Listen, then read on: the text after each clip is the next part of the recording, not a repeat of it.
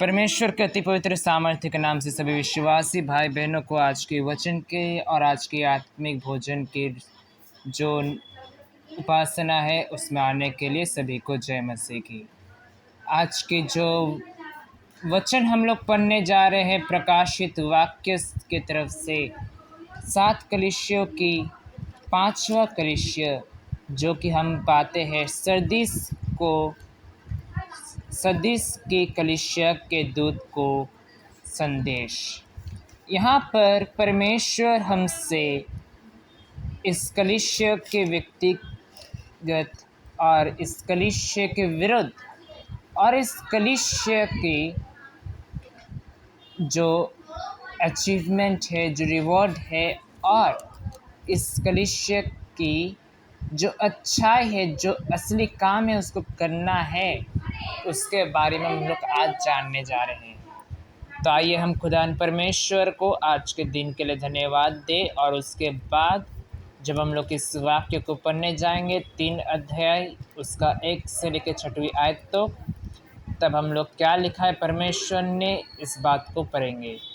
हमारे महान करुणामय परमेश्वर, धन्यवाद देते प्रभु जी आज के सुंदर दिन के लिए और इस सुंदर समय के लिए जो तूने हमें सौंपा है। प्यारे खुदान परमेश्वर, आज के जो वचन हमारे बीच में है प्रकाशित वाक्य का उन 7 कलीसियों में से 5वां कलीसिया, जिस कलीसिया के विषय में हम लोग पढ़ने जा रहे, जानने जा रहे प्यारे खुदान परमेश्वर, ऐसा क्या लिखा है प्रभु जी जो तू उनसे कह रहा है, लेकिन हमें भी जानना उचित है। ये हमें जानने की बहुत इच्छा है प्यारे खुदान परमेश्वर। हमें सहायता कर जिससे हम तेरे वचन को पढ़े समझे और उसके अनुसार चलने की कोशिश करें। सारे आदर तथा महिमा के साथ ये प्रार्थना मैं तेरे इकलौते पुत्र जो कि मेरे प्रभु यीशु मसीहा के नाम से मांगता हूँ, सुन स्वर्ग राज्य में कर आमीन। तो जब हम लोग इस बात को पढ़ते हैं सरदीस को किस कलीसिया के दूत को परमेश्वर या प्रभु यीशु मसीह के द्वारा यूहन्ना के प्रकाशित जो है सरदीस की कलीसिया को प्रभु यीशु मसीह चिट्ठी में क्या लिखते हैं। तो जब हम लोग पहली आयत को पढ़ते हैं लिखा, जिसके पास परमेश्वर की 7 आत्माएं और 7 तारे हैं, वह यह कहता है कि मैं तेरे कामों को जानता हूँ, तू जीवित तो कहलाता है पर है मरा हुआ।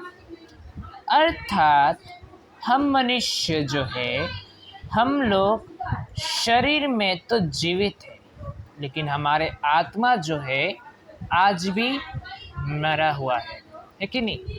हम लोग देख पाते हैं, हम लोग अपने शरीर को खुश रखने के लिए बहुत से काम करते हैं, खाना खाते हैं, उसके बाद जूस पीते रहते हैं, वो तो चलेगा ही, शरीर में उस सब ज़रूरत है। लेकिन सबसे महत्वपूर्ण बात पाप करना। पाप जो है परमेश्वर हमसे नहीं कहता है कि पाप करो, लेकिन हमारे शरीर अपने अच्छाई के लिए, अपना संतुष्टि के लिए पाप हमें करना पड़ता है, जिससे हम अगर पाप करें तो हमारे शरीर को संतुष्टि मिलती है, हमारे शरीर को खुशी मिलती है कि हम पाप कर रहे हैं, है ना। हमसे अगर कोई बैर रखता है, हमसे कोई अगर दुश्मनी रखते हैं तो हम भी उस पर दुश्मनी रखेंगे, ये हमारे शरीर बहुत खुश होते हैं, है ना।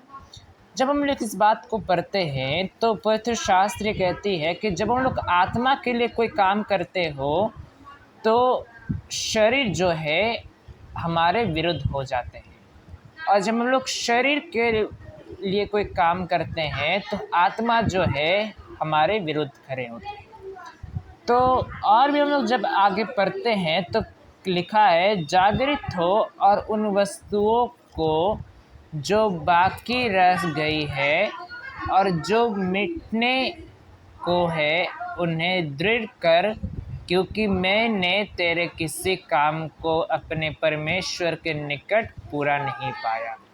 तो क्या कह रहा है, हमारे जीवन में और भी कुछ बाकी रह गया है। हम लोग खाना पानी पी सकते हैं, खा सकते हैं, लेकिन सबसे बड़ी बात जो है हमारे जीवन में वह है परमेश्वर के अनुसार काम करना, जब हम लोग परमेश्वर के अनुसार काम करते हैं, परमेश्वर की सेवा करते हैं, तो उस पर यह लिखा है, यह कहता है कि हम लोग जो अधूरी काम है ना, हम लोग जो अधूरी काम जो है उसको हम पूरा करते हैं। और इस रूप से जब हम लोग आगे पढ़ते तो लिखा है, इसलिए स्मरण कर कि तूने किससे शिक्षा प्राप्त की और सुनी थी और उसमें बना रह और मन फिरा।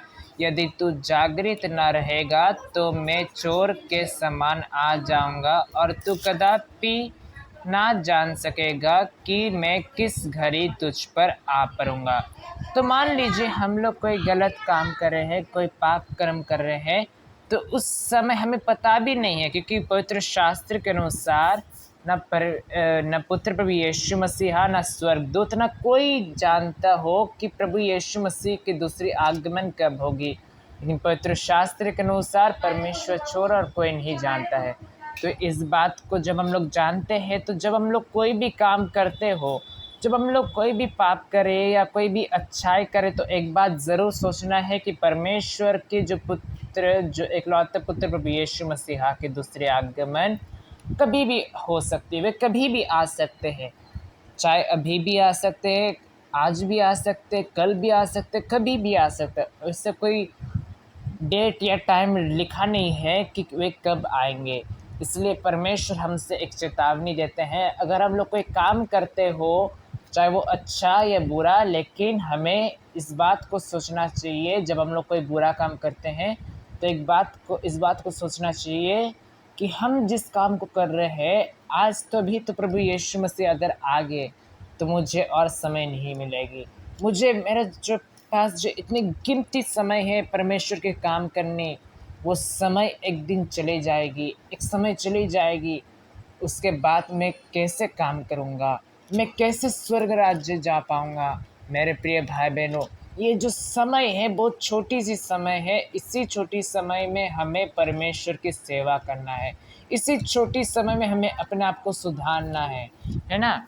जब हम लोग इस बात को आगे पढ़ते हैं तो लिखा है, पर हाँ सरदीस में तेरे यहाँ कुछ ऐसे लोग हैं जिन्होंने अपने अपने वस्त्र अशुद्ध नहीं किए, वे श्वेत वस्त्र पहने हुए मेरे साथ घूमेंगे, क्योंकि वे इस योग्य है। जो जय पाए उसे इसी प्रकार श्वेत वस्त्र पहनाया जाएगा, और मैं उसका नाम जीवन की पुस्तक में से किसी रीति से ना काटूंगा, पर उसका नाम अपने पिता और उसके स्वर्गदूतों के सामने मन लूँगा। जिसका कान हो वह सुन ले कि आत्मा कलीसिया से क्या कहता है। तो इस पर परमेश्वर जो कहना चाहता है कि हमें जो है हर समय तैयार रहना चाहिए, क्योंकि हमारे आत्मिक जीवन बहुत जल्द शुरू हो जाएगी। हम लोग शरीर में अपने जन्म से लेके आज तक बहुत साल बहुत समय जी लिए हैं, लेकिन जो है हमें शरीर को अब छोड़ना होगा, क्योंकि परमेश्वर की जो दूसरी आगमन है वो कभी भी हो सकता है। उस समय हमारे शरीर जो है स्वर्ग राज्य में नहीं जाएगी, उस समय जो है हमारे आत्मा स्वर्ग राज्य जाएगी। और उस समय जो है हमारे आत्मा जब स्वर्ग राज्य जाएंगे तो उस समय शरीर हमारे किसी काम का नहीं, उस समय हमारे आत्मा जो है हमारे आत्मा जीवन यापन करेंगे। तो इसका मूल्य अर्थ जो है परमेश्वर हमसे कहना चाहता है कि जब हम लोग परमेश्वर की हर समय सेवा करते रहेंगे तो हमें एक श्वेत वस्त्र, जिसको एक ऐसा वस्त्र जो परमेश्वर पहना करते हैं, वही वस्त्र हम लोग पाएंगे और हमारे नाम जो है जीवन की पुस्तक से नहीं कटेगी।